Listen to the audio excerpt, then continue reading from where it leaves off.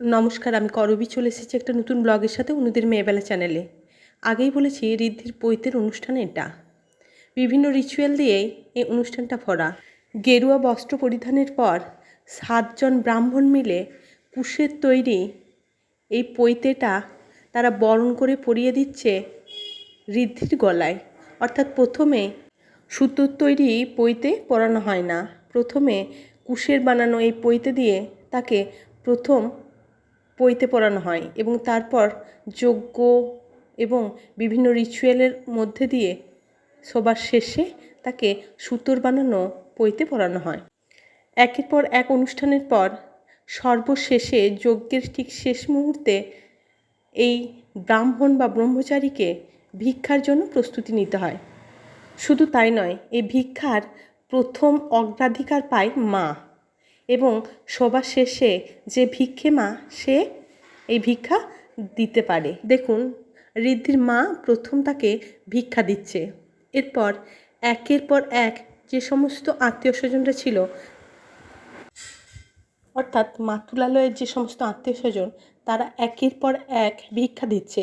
ঋদ্ধির বড় মামা এবং মাসি ও মামা এরা ব্যতীত যে সমস্ত মামা ঘরের আত্মীয় স্বজনরা, তারা প্রথমে ভিক্ষা দিয়ে দিচ্ছে, তারপরে ওদের বাড়ির বাকিরা, এবং সর্বশেষে ওর ভিক্ষে মা। পৈতের বিভিন্ন রিচুয়ালগুলির মধ্যে ভিক্ষাটা হচ্ছে একটা প্রাসঙ্গিক। অর্থাৎ এই ভিক্ষের মধ্যে দিয়ে যে সমস্ত ফলমূল বা মিষ্টি পাওয়া যায়, 3 দিন ধরে ওর খাদ্য তালিকায় এগুলোই থাকে। অর্থাৎ ভিক্ষের দান গ্রহণ করেই ওকে এই 3 দিন খাবার খেতে হয়।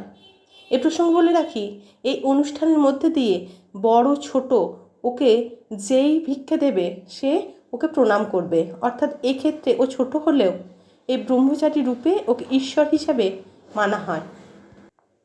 বিভিন্ন নিষ্ঠা এবং নিয়মাবলীর মধ্যে দিয়ে ওকে যেহেতু যাগযজ্ঞ করে পৈতে পরানো হয়, তাই এই রূপে ঈশ্বর বলে সকলে ওকে মান্য করে এবং বড় ছোট নির্বিশেষে প্রণাম করে এবং আশীর্বাদ গ্রহণ করে ঈশ্বরের সমতুল্য ভেবে।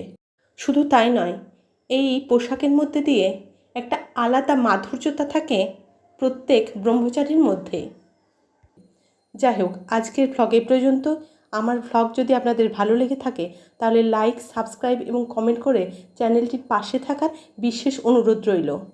আর ঋদ্ধির ব্লগ শেষ অবধি দেখতে হলে আপনাদের অবশ্যই চোখ রাখতে হবে নেক্সট ভ্লগের উদ্দেশ্যে।